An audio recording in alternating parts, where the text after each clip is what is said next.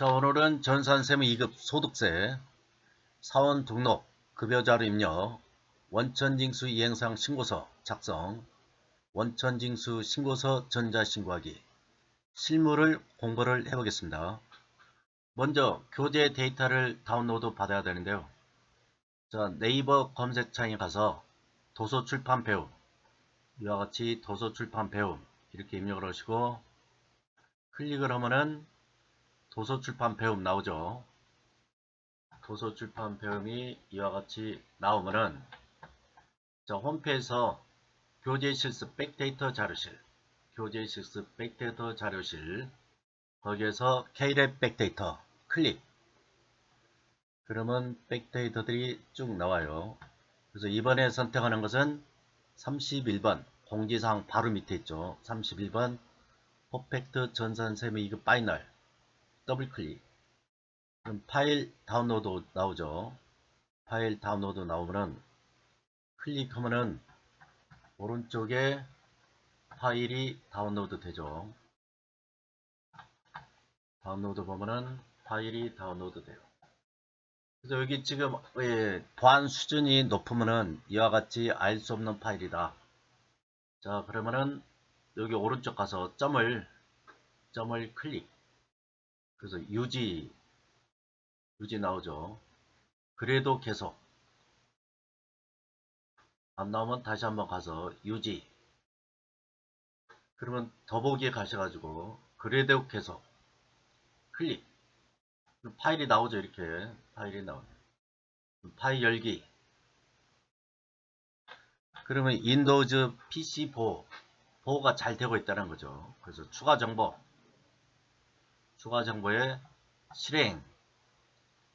실행해서 실행하려면 이 파일을 R집에서 해제를 할 거냐, 압축 풀기 할 거냐 물어보죠. 이때 모든 파일에 적용해서 S 하시라. 이와 같이 압축을 풀고 있죠. 압축을 다 풀면은 이와 같이 K랩 파일에 압축을 이와 같이 쭉 다 풀었어요. 그러면 다 껴시고 여기도 다 껴시고 자, 그러면 K랩 이 프로그램 가야죠. K랩 프로그램 가서 클릭해서 이와 같이 K랩 초기 화면이 나온다. 초기 화면 나오면은 반드시 전산 세무 2급은 최신 버전인지 확인을 해야 돼요. 그래서 저는 2024-0308 지금 현재 최신 버전이죠.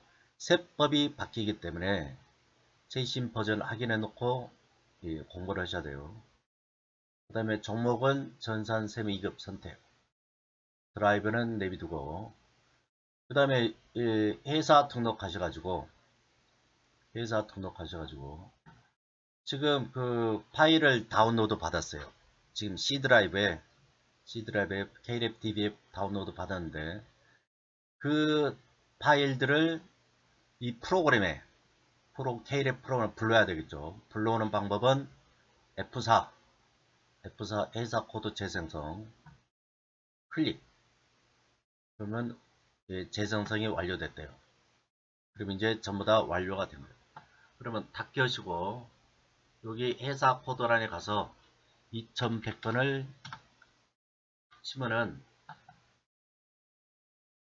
2100번 청송 부가 원천 이렇게 쭉 나오죠. 그래서 이렇게 되면 설치가 다 완료가 됐죠. 자, 이렇게 설치된 데이터를 가지고서 작업을 시작을 해 보겠어요. 그래서 실무예제 1번에서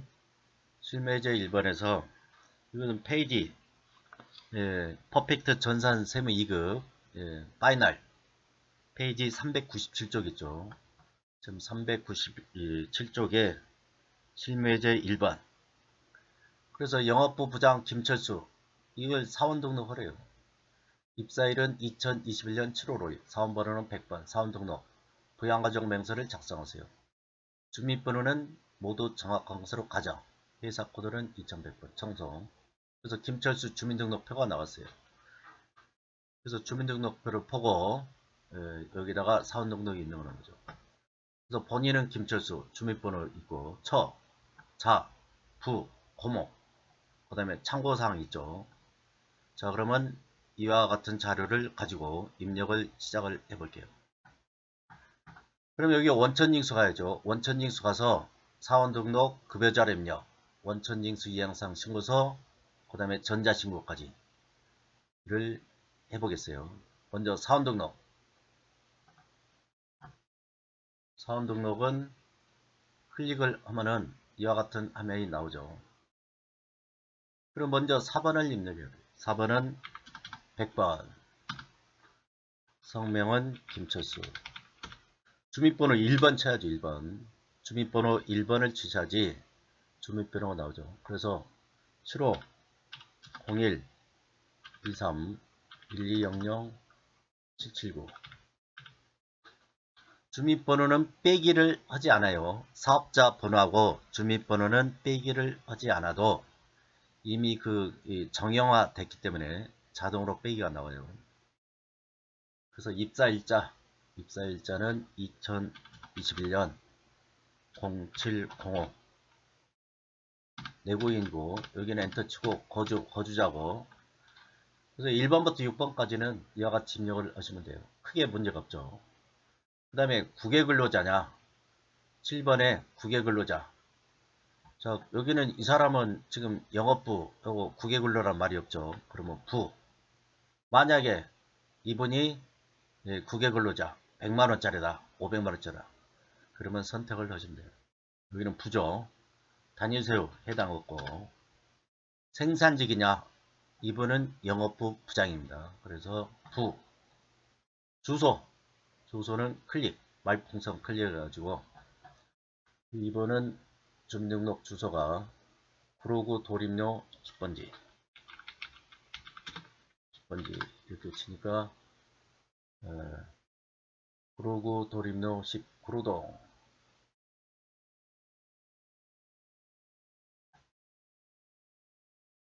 주소가 지금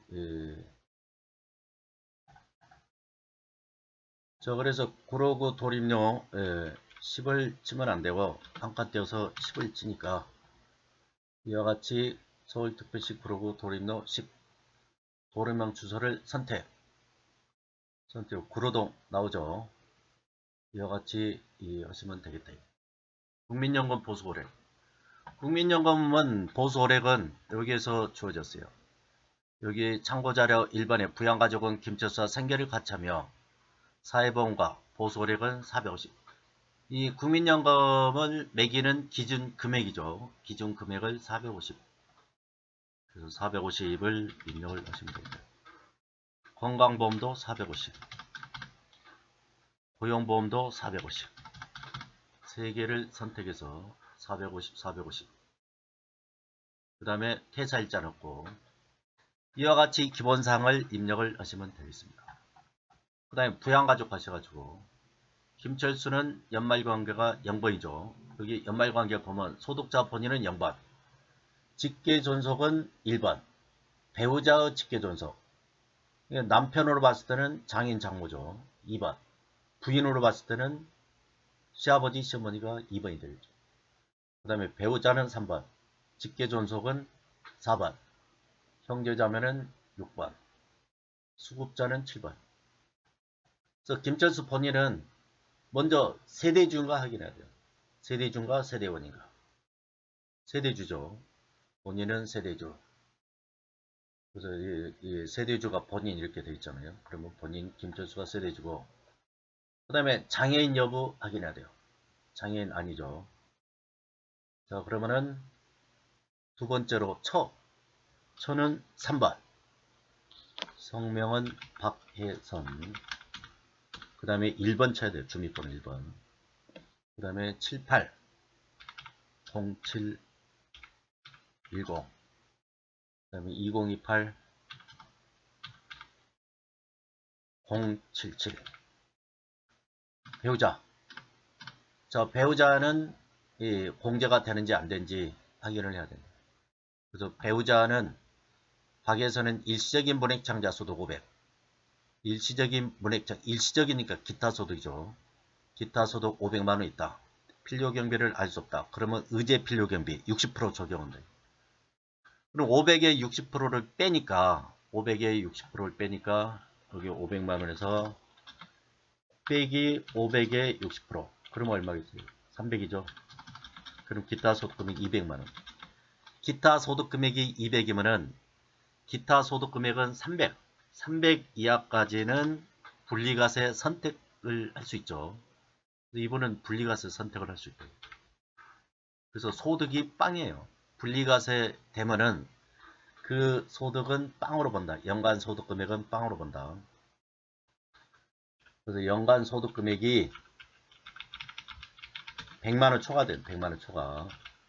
100만원 초과되는데 분리과세는 소득을 0으로 보죠. 그래서 이분은 배우자 공제 된다. 이렇게 입력을 하시면 되고, 자녀는 김혁. 자녀는 4번이죠. 성명은 김혁. 그 다음에 1번 선택해야 되죠. 김혁은 0206. 020606. 그 다음에 3888. 027. 김혁은 자녀인데 20세 초과죠. 20세 초과니까 20에 있으니까 9예요. 그런데 여기 보니까 김혁은 장애인복지법은 청각 장애인이에요. 아, 그러면 공제가 되죠. 공제가 장애인 이렇게 공제가 되는데 그 옆에 보니까 총급여가 600 있대요. 총급여는 얼마까지? 500까지만 공제된다. 총급여. 다른 소득은 없고 총급여가 500이 초과돼요. 그러면 공제가 안 되죠. 500 이하만 공제된다. 그래서 이분은 소득 초과, 탈락. 장애인도 탈락이죠. 기본이 안 되면 추가도 안 돼요. 그래서 김혁은 이와 같이 입력하시면 되고. 그 다음에 부친은 1번. 성명은 김철재. 내국인. 그 다음에 1번. 주민번호 1번이죠. 그 다음에 510808 1756 001 60세 이상 경로대 70 되죠. 70이니까 경로대 된다. 그 다음에 2번은 예금이자 소득이 1600. 예금이 1600이요. 그러면 금융소득이 2000 이하네. 2000. 금융소득이 2000 이하는 분리과세 되죠. 그래서 분리과세가 돼요. 그래서 소득이 빵이에요. 그래서 공제된다. 공제된다. 그 다음에 부친가족 고모 이모는 반개가족이죠. 반개가족. 그래서 고모 이모는 외삼촌, 뭐 작은아버지, 큰아버지 다 안 돼요. 탈락. 전산 입력도 하시면 안 돼요. 그래서 이와 같이 입력을 해봤어요. 그래서 박예선 배우자 공제되고, 김혁은 소득 초과 탈락. 김철재는 소득이 되죠. 그래서 공제가 된다. 그 다음에 사원 등록을 이와 같이 입력을 했고, 그 다음에 두 번째는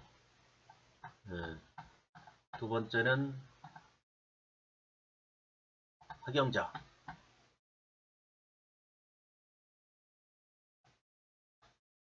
학영자를 입력을 해보겠어요. 그래서 이 기본사항 가셔가지고 4번의 기본사항.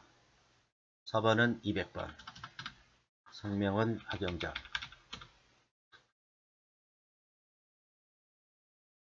학영자시고 주민번호 선택하고 학영자는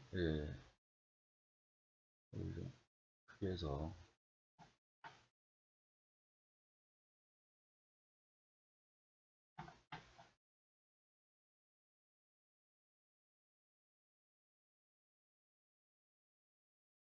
주민번호는 91 9110 01 20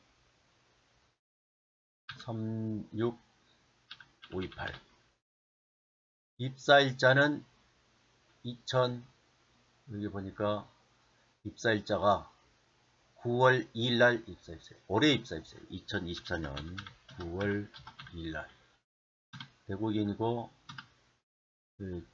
주민번호고 거주자고 국외근로는 해당 사항이 없고 그 다음에 여기는 부 그 다음에 생산직 이번은 생산직이래요. 생산직.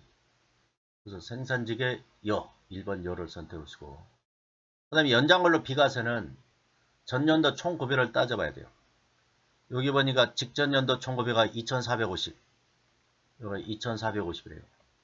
2450을 입력을 하면은 직전년도 총급여가 2450 3000 이하죠. 3000 이하 3000 이하이기 때문에 연장근로 비과세를 여로 하셔야 됩니다.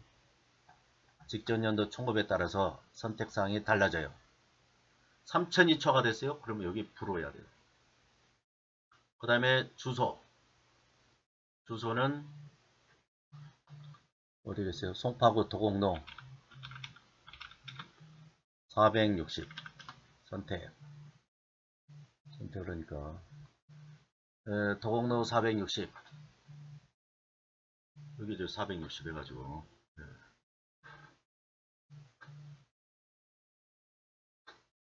선택 잠실도 선택했어요. 국민연금 보수액 국민연금 보수액은 여기 있죠. 250이다. 250을 선택.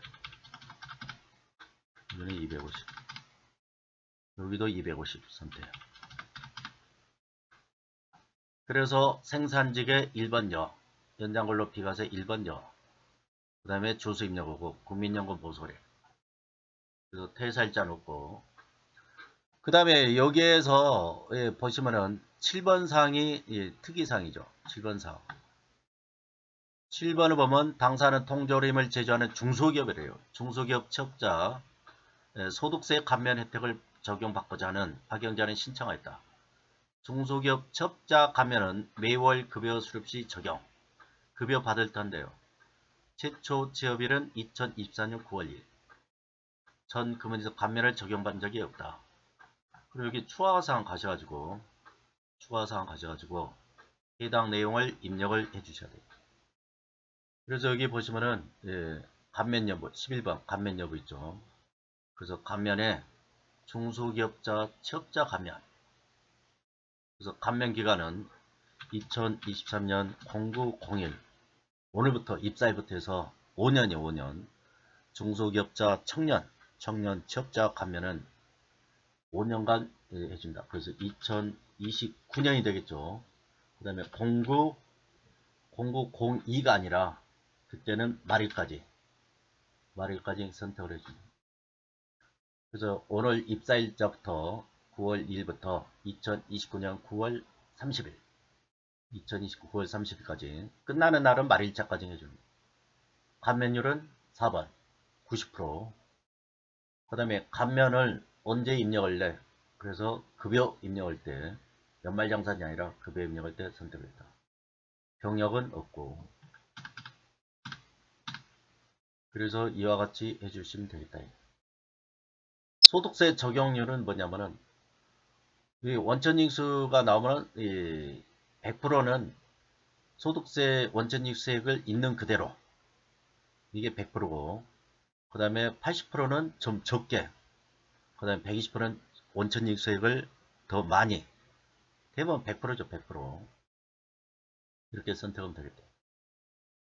그래서 중소기업자 취업자 감면하면은 중소기업에 취업하는 사람들 근로 여건이 어려우니까 소득세 90%를 감면해 주겠다. 그런 이야기예요. 그래서 이와 같이 입력을 했고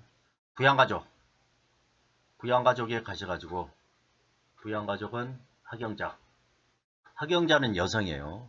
여성이면은 긴장을 해야 돼요. 먼저 부녀자가 되는지 판단해야 돼요. 그래서 부녀자가 되려면은 학영자의 종합소득금액은 3천만원 초과자 3천만원 이하예요. 종합소득금이 3천만원 이하만 해당이 되니까 분야자 공제는 탈락. 그 다음에 장애인 아니죠. 이탁관계는 생략이에요. 이탁관계는 입력 안 하셔도 돼요. 자, 학영자 이렇게 됐고, 그 다음에 학영자의 모친은 직계 존속. 성명은 정진숙. 그 다음에 주민번호 해야죠. 주민번호 번호는 630405. 그 다음에 2649464. 이와 같이 입력을 하고 60세 이상 공제되죠. 나이로 봤을 때는 공제돼요. 근데 이분이 소득이 있는가 확인해 봐야 돼요. 정진숙은 부동산 임대소득금액 사업소득이죠. 사업소득금액이 1,500이 있대요. 그러면 사업소득금액은 100만원 100만원 초과죠. 탈락시키면 됩니다. 불오시면 되겠고, 그 다음에 배우자 이해상은 3번 배우자 이해상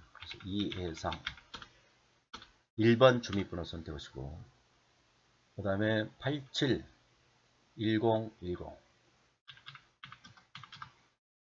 177 4907 37세고, 배우자는 참고 자료를 보시면은 세대주에 해당. 배우자가 세대주예요. 그러면 학영자 씨는 뭐겠어요? 학영자 씨는 세대의 원이 되겠죠. 이 커서가 이렇게 내려가요. 다시 클릭해가지고 학영자 씨는 세대원. 이걸 잊어먹으면 안 돼요. 여기서 잘못되면 마이너스 감점된다. 배우자는 그래서 가서 고쳤고, 세대주 항시 치료를 요하는 중증 환자래요. 그 다음에 현재 타 지역에서 생활을 하고 있으면 소득은 없대요. 소득이 없어요. 그럼 공제되죠. 그 다음에 항시 치료를 요하는 중증 환자래요. 그러면은 중증 환자, 여기 장애인 가셔가지고 3번 있죠. 장애인의 1번, 2번, 3번 중에 3번을 선택하셔야 돼요. 그 다음에 현재 동거를 하지 않아요. 타 지역에 요양시설이 있다.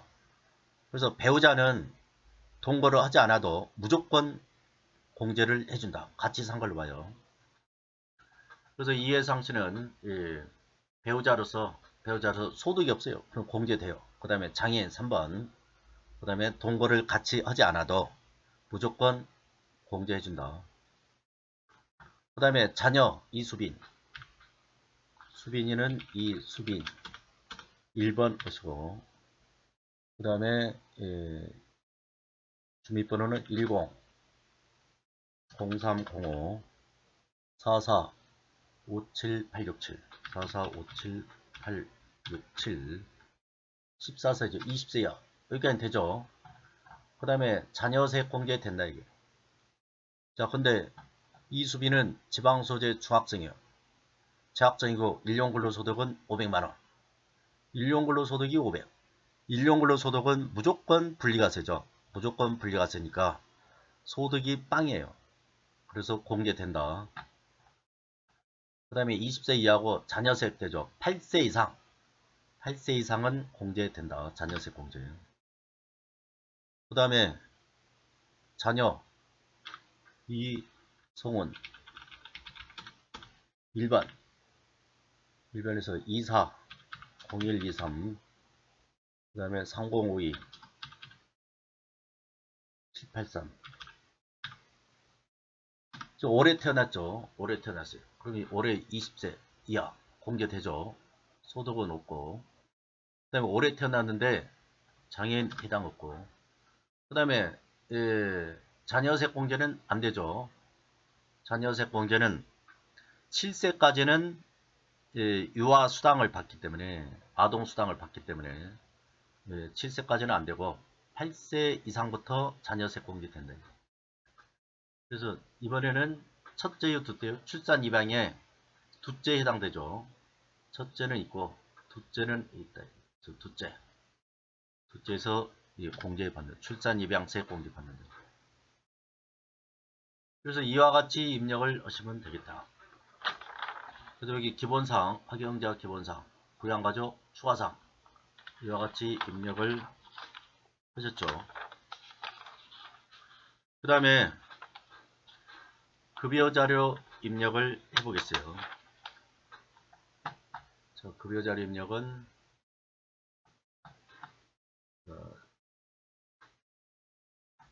여기 가셔가지고 급여자료 입력은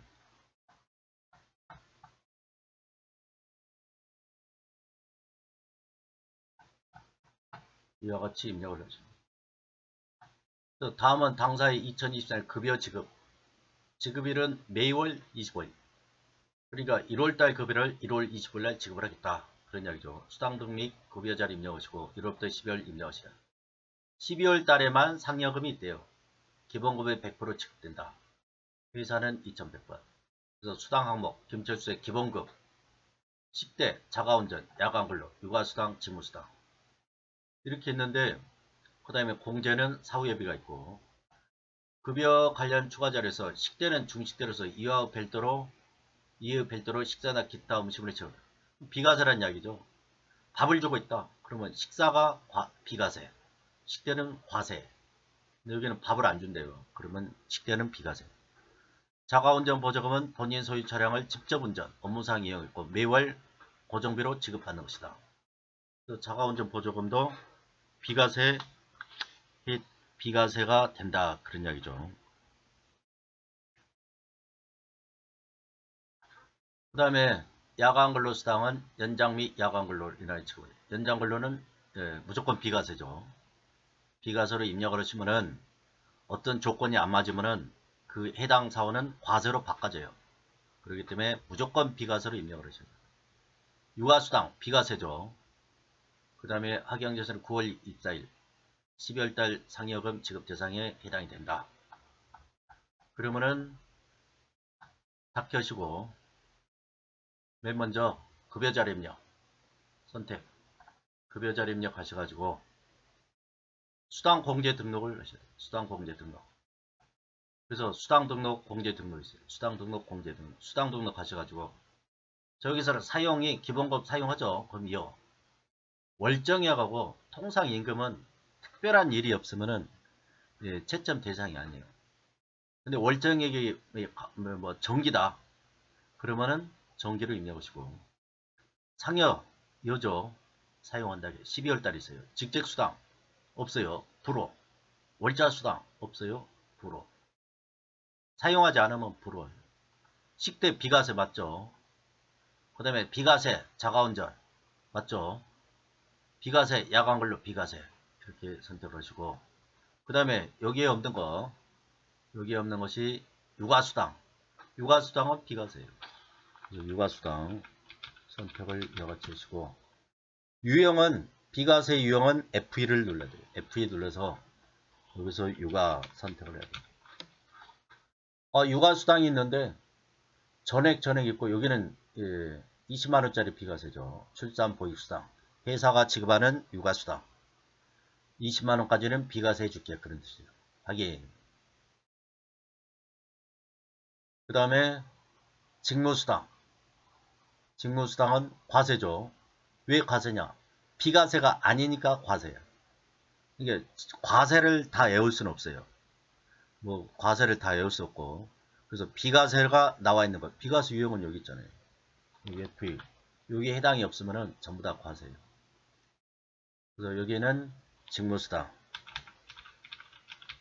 과세 열어오시고 그래서 수당은 이와 같이 1번부터 9번까지 입력을 했고 그 다음에 공제 항목은 사후예비 사후예비는 여기다가 입력 사후예비 이렇게 치시고 그 다음에 공제소득 유형은 대출이냐 기부금이냐 기타 건강보험료 정사이냐 장기요양보험 정사 이것도 시험에 나와요.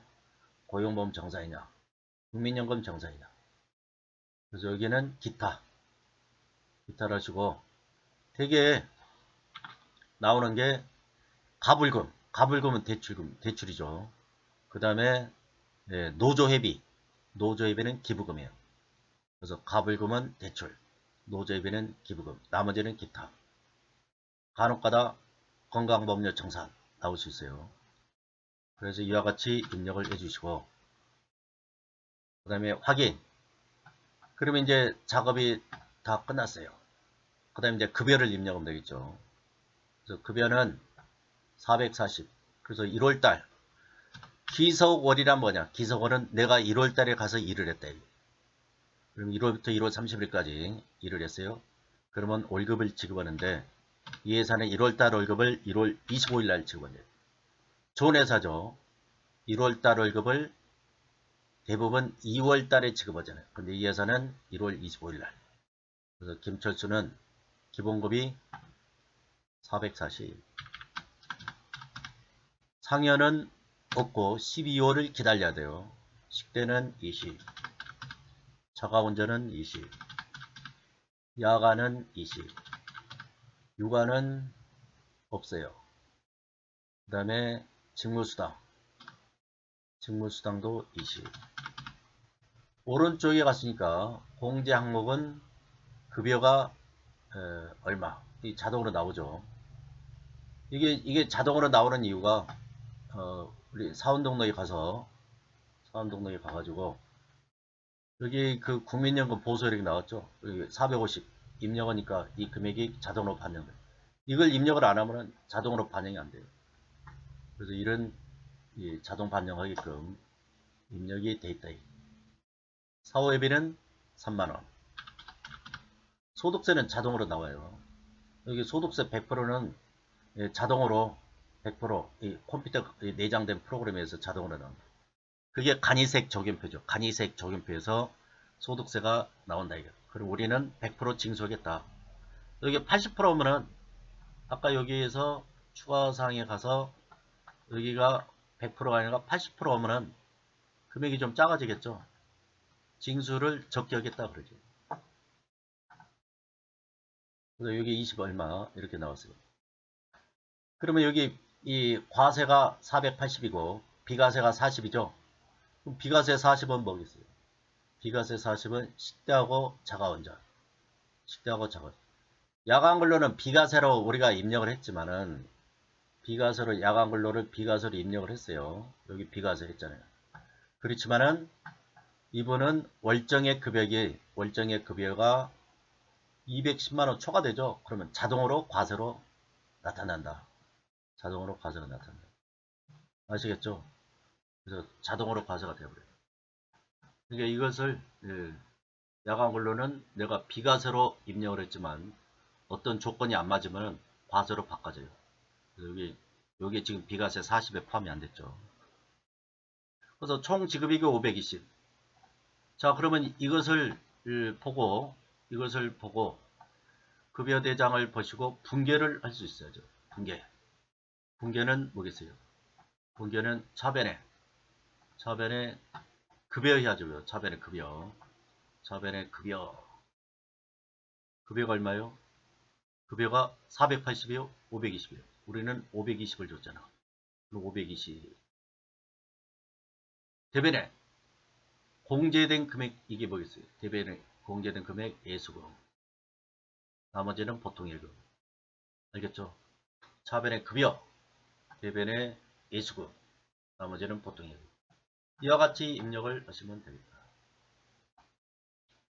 됐죠? 그 다음에 1월달치를 이제는 2월달 급여를 지급해야 돼요. 근데 1월달하고 2월달하고 급여가 거의 똑같아요. 그래서 여기 2월달 하시고, 그래서 방법이 두 가지가 있는데 2월 25일 치면은 전월 자료를 복사할 겁니까? 물어보죠. 복사할 거예요? 그러면 yes. 그대로 복사가 된대요. 되게 월급이 똑같잖아요. 1년 안에는. 그 다음에 또 3월달, 4월달, 5월달, 6월달 똑같아요. 그러면 이것도 복사하기 귀찮아. 그러면 여기 지급일자를 해서 하시면은 지급일자는 여기 2월달에 선택이 됐죠. 1월달, 2월달. 2월달 것을 복사를 12월까지 쭉 하는 거예요. 그래서 여기 다중복사에 가면은 자 2월달 것이 컨트롤 C예요. 컨트롤 C. 그래서 컨트롤 V는 3월부터 12월까지 당월 지급이죠. 그러니까 2월달치 급여 내역을 3월부터 12월까지 그대로 다중복사하겠다 그런 거죠. 지급일자는 25일이죠. 당월 지급 25일이죠. 복사 그러시면은 복사가 쭉 이루어진다. 됐죠? 그래서 1월달에 이런 거, 2월달에 다 똑같죠. 다 똑같아요. 그래서 종료시고 그 다음에 학영자는 9월달에 입사했죠. 9월달에. 그래서 9월달에 가가지고 급여를 지급해줘야 돼요. 자, 김철수가 있고 학영자가 새로 나왔죠. 8월달에는 없어요. 8월달에 학영자가 있으면 틀린 사람이죠. 8월달에 학영자가 없잖아요. 9월달에 가셔가지고 학영자는 90% 여기 90% 감면을 뭐 있어요. 중소기업자 취득세 중소기업자의 소득세 감면해가지고 여기 90% 있죠. 그게 반영이 된다. 그래서 90% 됐죠. 학영자는 기본급이 250, 상여는 없고 식대는 20, 자가운전은 20, 그 다음에 야간은 40, 육아는 10만원, 직무는 10만원, 사후예비는 만원. 자, 여기 250이고 여기 20만원 이렇게 한 350 정도 받았죠. 근데 소득세가 여기 2140원이에요. 그러니까 한 2만원 정도 나와야 되는데 90% 감면하니까 10%만 반영이 돼서 2140 되는 거죠. 그래서 여기 비과세가 50 나왔어요. 학영자씨 비과세는 50인데 이 비과세 50이 어떻게 적용이 됐을까요? 식대 20 맞죠? 자가운전 20 맞아요. 야간근로는 이분이 생산직이에요. 그 다음에 전년도 1900 3000 맞죠? 근데 뭐가 틀려졌어요? 이게 월정액이 210만원. 월정액이 210만원 초과자는 안 되는 거예요. 요즘은 생산직 근로자가 최저임금이 210만원이에요. 그러니까 이 생산직 근로자 비과세 해주겠다는 것은 예, 좀 말이 안 맞죠. 말이 안 맞아요. 여기 뭐 생산직 근로자들도 한 500까지는 비과세 해주겠다. 그럼 몰라도 210 최저임금이 210인데 210까지 해주겠대요. 그러면 뭐 말이 안 되는 소리죠. 여기 해당사항 없어요. 여기 과세된 거예요. 40만원이 과세됐어요. 그래서 이와 같이 입력을 하시면 되고 자 이것도 분개를 해볼게요. 이걸 보면은 분개를 할 수 있어요. 차변해 보겠습니다. 차변에 이분은 생산직이죠. 생산직 차변에 임금이 350 총액을 해야죠. 총액 350을 해야죠. 그 다음에 예수금 25만원 보통예금 320 이와 같이 입력을 하시면 됩니다. 됐죠?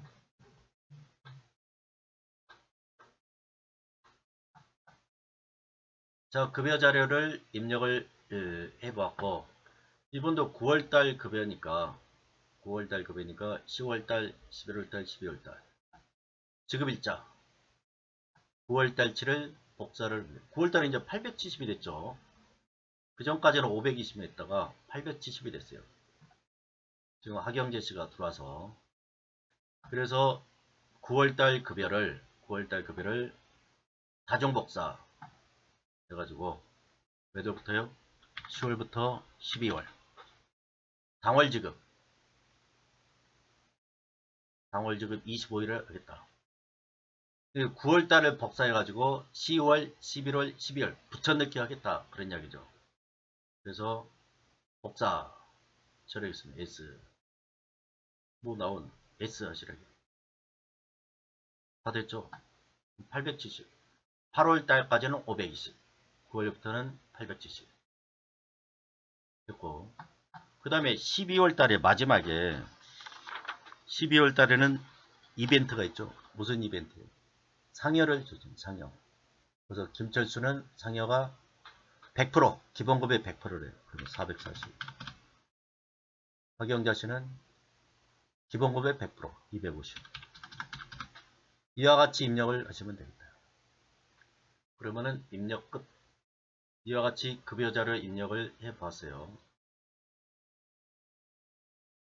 그 다음에 세 번째로 원천징수 이행상 신고서. 세 번째는 원천징수 이행상 신고서.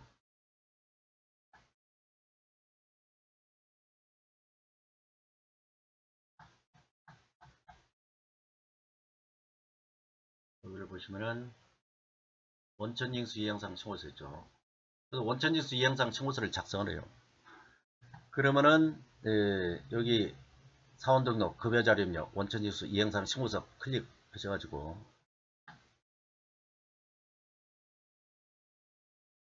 지금 몇 월 달 거요? 9월 달 거. 9월 달 거야 그래요. 그러면 기소일이 9월. 엔터 치면 돼요. 그래서 엔터 쳐가지고 총 급여가 지급액이 830. 그 다음에 징수세액이 21만 4천. 이렇게 나오죠. 그럼 830이 어떻게 나온 숫자입니까? 830을 보시면은 여기 급여 자료 입력에서 9월달 9월달에 김철수가 520, 그 다음에 하경자가 350, 870이 돼야 되는데 870이죠. 그럼 830분이 안 돼요. 그럼 40만원 차이 나는데 뭐 때문에 차이 나겠어요?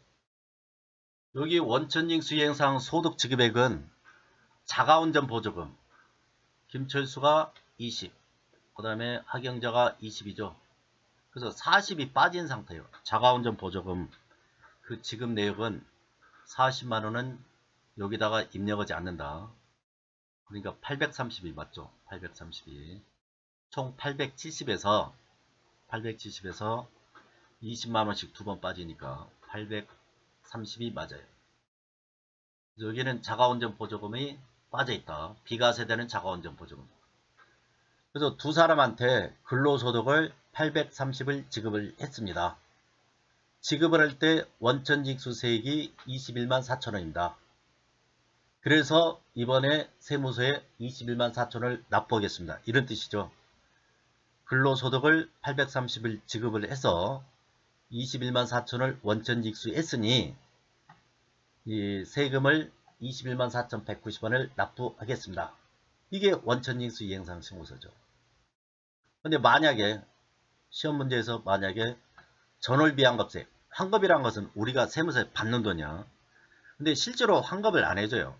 안 해주고 여기다가 10만원 치면은 당월 조정을 해서 말이 어렵게 썼어요. 조정을 해서 납부해야 될 것이 21만 4천원인데 11만 4천원만 납부를 하겠다. 그런 뜻이죠. 전월미환급세이면. 세무서에서 우리한테 직접 환급을 해주는 게 아니라 우리가 앞으로 내야 될 납부세액에서 빼주겠다. 빼겠다. 그런 뜻이죠. 그러면 10만원 받는 효과가 똑같잖아요. 그리고 세무서도 일거리가 줄어들죠. 세무서도 환급을 별로 잘 안 해줘요. 환급을 잘못하면은 공무원도 책임을 져야 되잖아. 그래서 이걸 안 해주고 앞으로 내야 될 돈에서 이 환급세액을 차감시켜주는 거예요. 그게 당월 조정 환급세. 아시겠죠? 만약에 20이 아니라 30이다. 그러면 이제 이번에 낼 세금은 없죠. 납부세금은 없어요. 우리가 환급받을 게 30이고 우리가 내야 될 게 21만원이니까 이번에 납부할 세금은 없어요. 그 다음에 환급세액이 85,000원이 30에서 21만 4천원 뺀 85,000원이 4월 2월 환급세액으로 가겠죠. 이것은 다음 달에 가면은 전월비 환급세액이 85,000원 해가지고 똑같이 상계 처리하겠죠. 그래서 이와 같이 입력을 하고 다시 원위치 시켜요. 여기 0으로. 다 됐어요. 다 됐으면은 닫기에서 저장하시면 되겠죠. 그 다음에 이와 같이 됐고 그 다음에 이제 신고서를 작성을 다 했으니 전자신고를 제출해야 되겠죠. 전자신고 제출하는 거. 약간 삐뚤어졌는데. 그래서 여기 실무예제를 보니까 2024년 9월 기소, 9월 지급의 원천징수 이행상 신고서를 작성, 마감하고 가상 홈테스트의 원천징수 이행상 신고서를 전자신고를 해봐라. 그래서 이게 2점짜리. 그래서 이게 이제 실무적인 실무적인 것을 시험에 도입하기 위해서 이런 전자신고 제도를 마련합니다. 그래서 먼저 원천징 수행상 신고서 9월달 가래요. 9월달 아까 우리 했던 거 9월달 가셔가지고 9월 치고 엔터 yes. 그럼 이게 나와 있죠. 이 나와 있는 것을 마감을 해야 돼요. 마감은 이제 더 이상 추가 입력이 안 된다는 거죠. 그래서 여기 F8번 마감 찾았어요. 여기 마감을 해가지고 여기 마감 천천히 할게요. 마감해서 여기를 클릭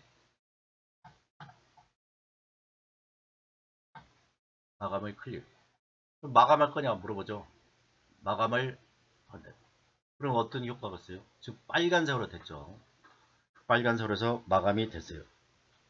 마감이 다 됐으면 파일 제작을 해야 돼요. 파일 제작. 그래서 마감이 다 됐으면 파일 제작 해야 되는데 여기에서 이제 마감된 이것을 가지고 파일 제작에 들어갑니다. 만약에 마감이 잘못됐다. 그럼 마감 취소하면 돼요. 여기 마감 취소해서 다시 마감을 하면 돼요. 그래서 여기 마감 취소 있다는 거 이렇게 보시고 그 다음에 이제 전자신고로 가야 돼요. 전자신고 찾았어요? 근로퇴직 사업의 전자신고는 여기 오른쪽에 전자신고 찾았죠. 전자신고가 있고 전자신고 변환 여기 있어요. 그래서 전자신고 클릭 전자신고면 이런 화면이 나오죠. 그래서 만약에 자 여기에서 보시면 납세자 자진신고가 있고 그 다음에 9월 입력을 했어요. 엔터 치면은 이런 화면이 나오죠.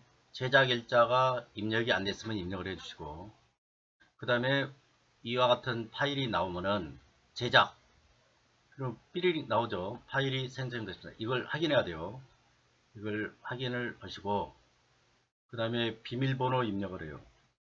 비밀번호는 문제에서 주어진 거 문제에서 비밀번호는 12345678 여기 있죠. 12345678 12345678 엔터를 치고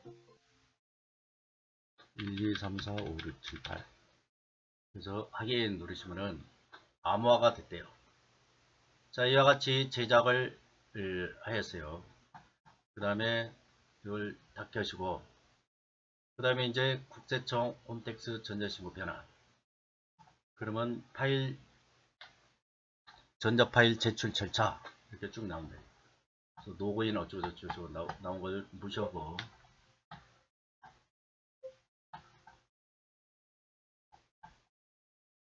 다 켜시고 그 다음에 이게 화면이 두 개 화면이 나와요. 그러면 이게 국세청 홈택스 전자신고 변환 교육용 원천세 신고가 나오죠. 그래서 제일 먼저 할 것이 파일을 찾아봐야 돼요. 찾아보기 클릭하면은 어쩌고저쩌고 내용이 나오죠. 그러면은 이 파일을 쭉 찾아봐야 되죠.